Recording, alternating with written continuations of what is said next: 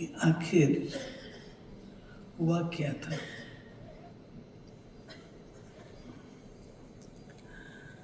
सोलह जनवरी का दिन था। भाई सब हैदराबाद से लौटे थे।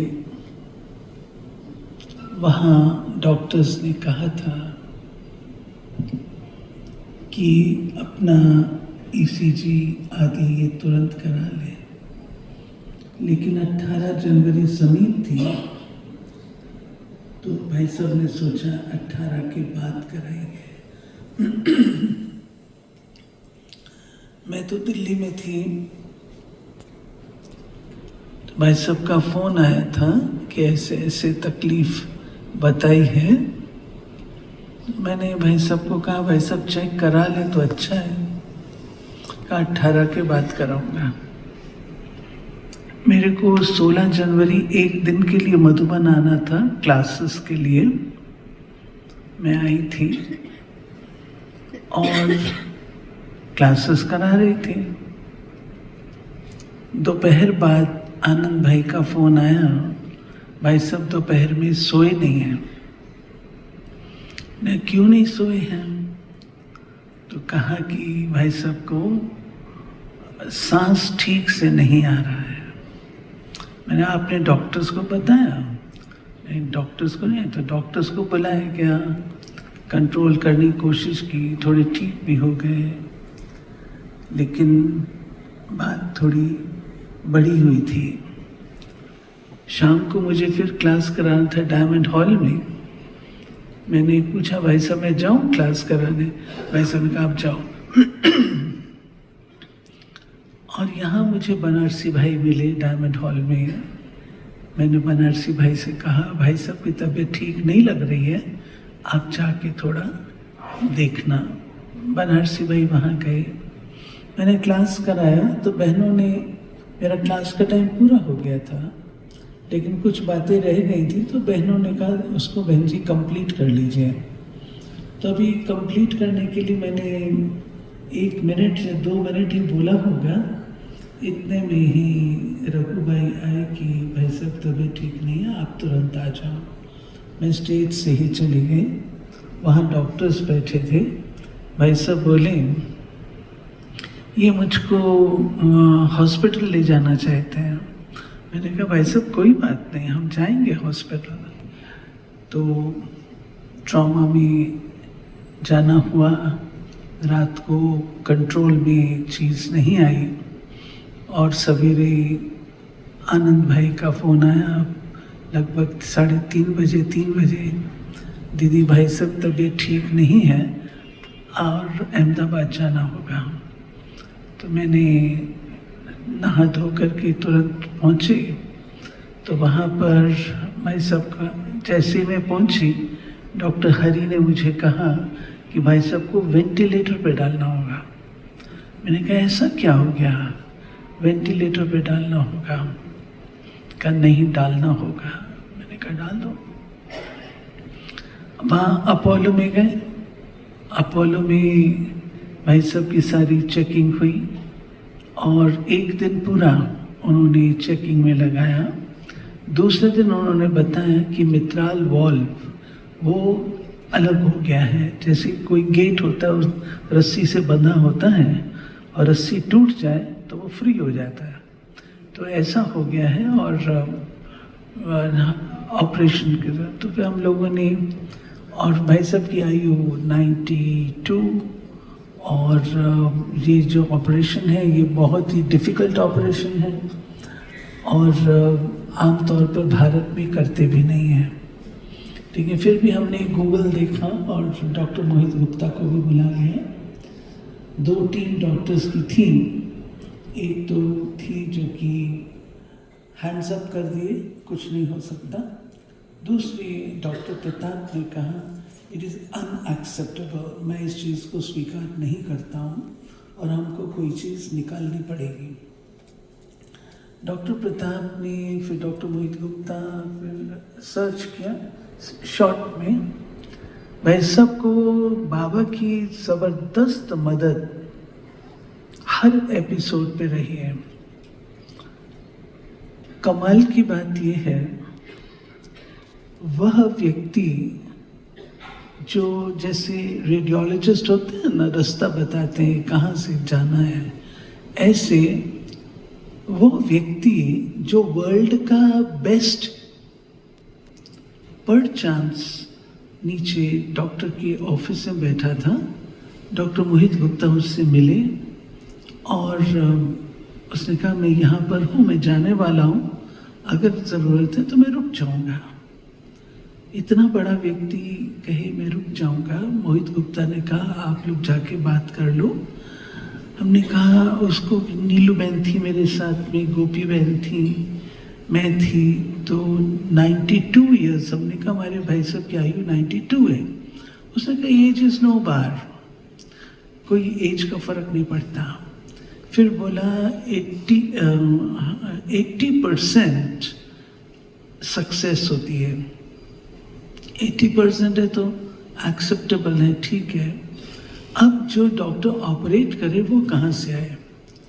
तो डॉक्टर अदानी जो है उन्होंने कहा कि मेरे फादर का भी ये हुआ था और वो ऑपरेशन सक्सेसफुल हुआ और अभी वो घूम फिर रहे हैं, बहुत अच्छे हैं, ठीक है। लेकिन उनका जो डॉक्टर था वो अमेरिका से आया था और वो डॉक्टर पर चांस भारत में अपने बेंगलोर में डॉक्टर्स कॉन्फ्रेंस थी, उसमें आए थे, तो वापस चले गए थे। मोहित गुप्ता भाई ने पूछा भारत में सबसे ज़्यादा अच्छा डॉक्टर कौन सा है? तो वो अपने दिल्ली में मेदांता हॉस्पिटल है, उसमें डॉक्टर प्रवीण और एक और डॉक्टर है, नर्स, उनकी पूरी टीम है का ये डॉक्टर हैं जो बेस्ट है। तो डॉक्टर मोहित गुप्ता ने सारा ऑर्गेनाइज करके, कमाल की बात ये थी, इतने बड़े बड़े डॉक्टर्स हैं, एक डॉक्टर उसको बिहार में होना था, दूसरे को देहरादून साइड पे होना था, तीसरे को कहीं और, तीनों ने एग्री कर लिया कि ठीक है हम आएंगे और हम ऑपरेट करेंगे। ऐसे ना बनारसी भाई। फिर उसके पश्चात तीनों इकट्ठे पहुंचे अहमदाबाद। रात को बोले हम रात को ऑपरेशन करेंगे। हम लोग तो भाई सवेरे करने वाले हैं, तो सवेरे को सोचते हैं अच्छा टाइम होता है। उन्होंने एक बात कही कि सवेरे करते हैं तो हमारी बुद्धि में रहता है इसके बाद ये ऑपरेशन है, इसके बाद ये ऑपरेशन है, रात को करेंगे निश्चिंत होकर करेंगे। तो जब वो आए हॉस्पिटल में, हम बहनें थी वहाँ, डॉक्टर बनारसी थे, सारा ऑर्गेनाइज किया और उन्होंने देखा वातावरण बहुत हल्का है, तो बहुत खुश हुए कि वातावरण बहुत पॉजिटिव है, बहुत लाइट है, हमारा ऑपरेशन भी बहुत सक्सेसफुल होगा। बस उसके बाद तो फिर उन्होंने ऑपरेशन किया और ऑपरेशन के टाइम पर भाई साहब के जितने पैरामीटर्स थे बिल्कुल नॉर्मल, कोई टेंशन नहीं, कोई स्ट्रेस नहीं, कुछ नहीं, बिल्कुल जैसे व्यक्ति हेल्दी व्यक्ति के होते हैं ऐसे थे। सर्जरी हो गई, अच्छी हो गई, फिर तो मेडिकल बातें चलती रहीं। अपोलो से भाई साहब बिल्कुल ठीक हो करके अपनी ग्लोबल में आए। ग्लोबल में भाई साहब की लंग्स में पानी बहुत हो गया था और डीवीटी एक चीज़ होती है, यानी ब्लड में अगर क्लॉट्स बनने शुरू हो जाते हैं तो वो सूजन शुरू हो जाती है बॉडी में। अब तो भाई साहब की टांगों में वो डीवीटी हो गई थी और डीवीटी माना क्लॉटिंग चालू है, ब्लड की क्लॉटिंग चालू, जो कि खतरनाक चीज़ है। कभी भी क्लॉट हार्ट में भी जा सकता है तो क्लॉट ब्रेन में भी जा सकता है, तो वो सूजन ठीक नहीं होती। तो डॉक्टर ने, आनंद डॉक्टर थे, डॉक्टर आनंदन, उन्होंने कहा भाई साहब को हिलाना भी नहीं है और इनको तुरंत आपको अहमदाबाद लेके जाना पड़ेगा। भाई साहब को अहमदाबाद लेके आए जाइडस में भाई साहब की सारी चीज़ें ये देखी तो डॉक्टर्स ने तो कहा कि डॉक्टर प्रतिभा थी, डॉक्टर नीरज यादव थे, डॉक्टर नीलय मेहता थे, डॉक्टर लव थे, सारी टीम ने देखा। उसके बाद मेरे को बाहर आकर के बनारसी भाई भी थे, शायद सपना बहन भी थी, बाहर आके हम लोगों को बोला कि बहुत डिफ़िकल्ट बात है और बहुत कठिन है। तो मैंने कहा कोई बात नहीं डॉक्टर, आप अधिक से जो भी आप कर सकते हैं। उन्होंने ये कहा कि आप ऑप्टिमिस्टिक हैं लेकिन हम रियलिस्टिक हैं। मैंने कहा कोई बात नहीं, आप रियलिस्टिक हैं लेकिन ऑप्टिमिज्म रख करके रियलिस्टिक रहिए। कहते हैं यस वो हम करेंगे। लेकिन भाई साहब की जो व्यवहार था, भाई साहब का जो उनके साथ इंटरेक्शन था, रिस्पॉन्स था, कोऑपरेशन था, अपोलो के हॉस्पिटल से जब भाई साहब निकले हैं, सब डॉक्टर्स रोज आकर के भाई साहब से आशीर्वाद लेके जाते थे, मेरे सिर पर हाथ रखिए हमारा, और भाई साहब सबको सफलता का वरदान देते थे। क्योंकि यंग थे तो यंग व्यक्ति को सफलता चाहिए, तो सफलता का वरदान देते थे। ऐसे जायडस में एकदम टाइट थे डॉक्टर्स, लेकिन धीरे धीरे धीरे धीरे सॉफ्ट होते गए हम सबका व्यवहार। भाई साहब का तो इतने कोऑपरेटिव, भाई साहब लिखते थे, वेंटिलेटर पे उनको डाला और बहुत कुछ हुआ। फिर हम लोग को कहा कि पेस मेकर डालना पड़ेगा, हमने कहा डाल दीजिए, जैसे भी ठीक हो सकते हैं। 3 बार भाई साहब के साथ एपिसोड्स बहुत डिफिकल्ट हुए, जैसे गए और फिर आए, ऐसा हुआ। लंबी स्टोरी है, शॉर्ट करते हुए 3 बार है, लेकिन बाबा की जबरदस्त मदद हर स्थान पर हमने अनुभव की। अंत में जायडस से उनको स्टेबलाइज कर लिया और हम शांतिवन आने को तैयार है। एम्बुलेंस नीचे आ चुकी है, सिर्फ ऊपर से नीचे जाना है। और उसके साथ साथ हम लोग का तो सामान भी शांतिवन के लिए रवाना हो चुका था, आ चुका था शांतिवन, सिर्फ गाड़ी में बैठना था। अचानक सब डॉक्टर्स खड़े हैं, छुट्टी ले रहे हैं, गुड बाय कर रहे हैं। अचानक क्या ऑब्जर्व करते हैं, भाई साहब का पेट बहुत जोर जोर से हिलना शुरू हो गया। ये क्या हो रहा है? भाई साहब खांसी आ रही है? नहीं। भाई साहब कोई हिचकी आ रही है? नहीं। तो ये पेट क्यों हिल रहा है? उसी समय ईसीजी लिया तो ईसीजी ठीक नहीं था और भाई साहब को फिर से आईसीयू में शिफ्ट किया। आईसीयू में शिफ्ट करके उन देखा तो पेस मेकर डालने की ज़रूरत थी। पेस मेकर डाला, पेस मेकर डालने के पश्चात फिर भाई साहब को नॉर्मलाइज कर लिया उन्होंने, और वहाँ से उन्होंने कहा अब आप इनको दिल्ली में मेंटेन कर सकेंगे। शांतिवन अभी हम ले जाने के लिए आपको एडवाइस नहीं करते हैं, क्योंकि वहाँ पर डॉक्टर्स अवेलेबल नहीं हो पाएंगे और अभी इनको डॉक्टर्स की निरीक्षण की आवश्यकता है। तो आप दिल्ली में रखें, वहाँ से यहाँ से अहमदाबाद से पहुँचने में 3-4 घंटे लगता है, वहाँ समीप है, जल्दी पहुँचे। अब भाई सबको शिफ्ट करना है एयर एम्बुलेंस, बहुत बड़ा रिस्क था। एयर एम्बुलेंस वेंटिलेटर पर पेशेंट है और उसको शिफ्ट करना, ये बहुत ज़बरदस्त रिस्क की बात थी। लेकिन हम लोगों ने वो रिस्क लिया क्योंकि बाबा साथी है और हमें ये पता है बाबा ने अपने बच्चे को जब तक रखना है सो रखना है, और ड्रामा के आगे तो कोई कुछ भी कर नहीं सकता। लेकिन भाई साहब कहें कि मैं एयर एम्बुलेंस से नहीं जाऊंगा, उसका खर्चा बहुत है, नहीं जाऊंगा। मैं भाई साहब कैसे जाएंगे आप? मैं बाई रोड जाऊंगा। मैंने कहा भाई साहब वेंटिलेटर पे बाई रोड कैसे जाएंगे? नहीं, आई विल नॉट गो, सीधी बात, आई विल नॉट गो। तो डॉक्टर्स को कहा कि अब आप समझाइए। तो डॉक्टर्स ने समझाया। डॉक्टर्स ने कहा कोई स्पॉन्सर कर रहा है, यज्ञ का खर्चा नहीं होगा। भाई साहब ने कहा नहीं, जो स्पॉन्सर कर रहा है वो भी तो कोई वही होगा, तो इसलिए मेरे को वो मंजूर नहीं है। लेकिन फिर उनको जब बतलाया, प्रिकॉशन सारी बताएं, तो उन्होंने स्वीकार किया और भाई साहब दिल्ली आए। दिल्ली में आईसीयू सेट करने का आजकल वहाँ पर ये बिजनेस हो गया है, तो वो सेट उन्होंने बहुत अच्छा कर लिया और हॉस्पिटल की अप्रूवल होती है, वो सब चीज़ देख करके बहुत अच्छा था। मैं टीम को बार लाख लाख बधाई दूंगी, शुक्रिया उनका करूंगी। हमारी जो टीम थी, टीम ज़बरदस्त थी। जो सारे भाई बहन, आनंद भाई, रघु भाई, ज्योति भाई, संजय भाई, हमारी सुमन बहन, सपना दीदी, सविता दीदी, सब टीम एक क्लास। और सबको भाई साहब से प्यार भी है। और बाय टर्न रहते थे। उनके 4 nurses assistants round the clock 24 घंटे रहते थे। 2 सवेरे 2 शाम, एक हमारी ओर से रहता था, सुमन बहन दिन में रहती थी, संजय भाई रात को रहते थे।